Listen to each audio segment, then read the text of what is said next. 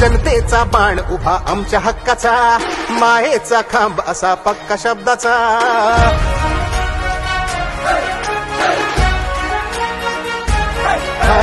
जनतेचा बाण उभा आमच्या हक्काचा, मायेचा खांब असा पक्का शब्दाचा.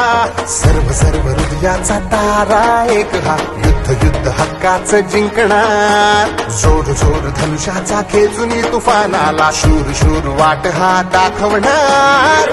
हक्क झटण्याचा लवकर सुटेल. आले आले आले आले गुलामराव पाटील.